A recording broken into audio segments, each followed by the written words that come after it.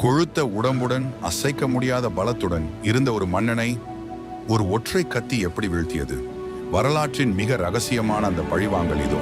மக்களின் உழைப்பை சுரண்டிய பொற்காசுகள் அவனது கண்களுக்கு பேரழகாக தெரிந்தன. ஆனால் அதே காசுகள் தான் அவனது வீழ்ச்சிக்கும் காரணமாக போகின்றன என்பதை அவன் அறியவில்லை. 18 நீண்ட ஆண்டுகள் இஸ்ரவேல் மக்கள் மோவாபிய மன்னன் எக்லோனின் கொடூரமான அடிமைத்தனத்தில் சிக்கி தவித்துக் கொண்டிருந்தார்கள்.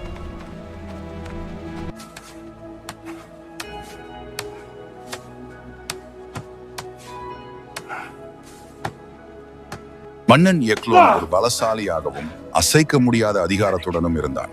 அவனது கட்டளைகளுக்கு முன்னால் ஒரு தேசமே மண்டியிட்டு கிடந்தது.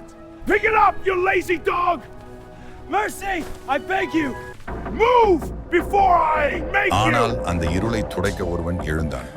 அவன் பெயர் ஏகூத். அவன் வெறும் வீரன் மட்டுமல்ல, ஒரு கூர்மையான புத்திசாலி. அரண்மனைக்குள் ஆயுதங்களோடு நுழைவது சாத்தியமில்லை என்பதை அவன் அறிந்திருந்தான். அதனால் ஒரு ரகசிய திட்டத்தை தீட்டினான். இருபுறமும் வாய் கொண்ட கூர்மையான ஒரு கத்தியை அவன் ரகசியமாக உருவாக்கினான்.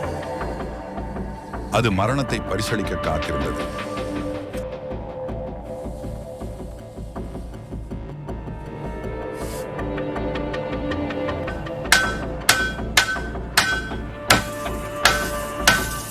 அந்த கத்தியை தனது வலது தொடையில் ஆடையின் அடியில் யாருக்கும் தெரியாமல் மறைத்து வைத்தான். சோதனை செய்யும் வீரர்கள் கூட கண்டுபிடிக்க முடியாத இடம் அது. அரண்மனைக்குள் நுழைவதற்கு முன்னால் ஏகூத் தனது இறைவனிடம் பலம் வேண்டினான். இது ஒரு தனி மனிதனின் போராட்டம் அல்ல, ஒரு அடிமைப்பட்ட தேசத்தின் விடுதலைக்கான வேண்டுதல். தன் கையில் காணிக்கைகளையும் நெஞ்சில் துணிச்சலையும் ஏந்தி ஏகூத் அரண்மனையை நோக்கி கிளம்பினான். இது ஒரு தற்கொலை முயற்சிக்கு சமம்.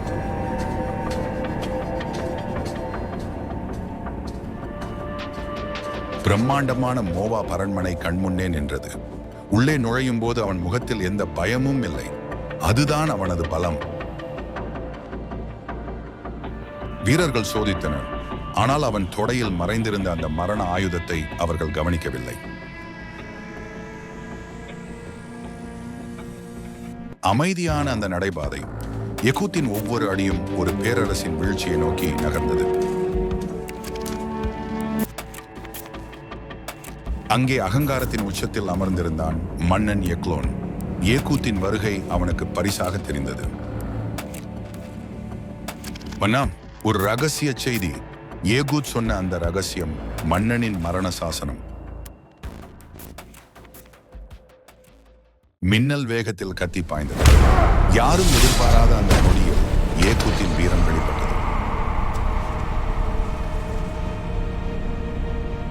சுவரில் விழுந்த நிழல் சாட்சி விடாமல் தாக்கிய யெகூத் அந்த அக்கிரம ஆட்சியை அங்கே முடிவுக்கு கொண்டு வந்தான்.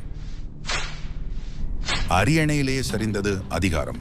ஒரு மாபெரும் மன்னன் ஒரு சாதாரண மனிதனின் கையில் வீழ்ந்தான். கதவு பூட்டப்பட்டது. வெளியே இருக்கும் வீரர்களுக்கு உள்ளே நடந்த கொடூரம் தெரிய வாய்ப்பே இல்லை.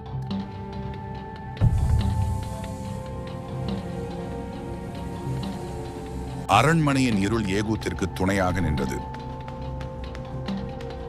வீரர்கள் அசைவற்று நின்றிருக்க மரணத்தின் நிழலை போல சத்தமில்லாமல் அங்கிருந்து வெளியேறினான். மலை உச்சியை அடைந்த ஏகூத் எக்காலத்தை முழங்கினான். அடிமை விலங்குகளை உடைத்தெறிய இஸ்ரவேல் படை இப்போது போர்க்களத்திற்கு அணிவகுத்தது.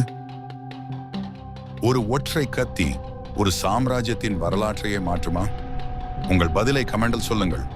இது போன்ற வீடியோக்களுக்கு லைக் மற்றும் சப்ஸ்கிரைப் செய்யவும்.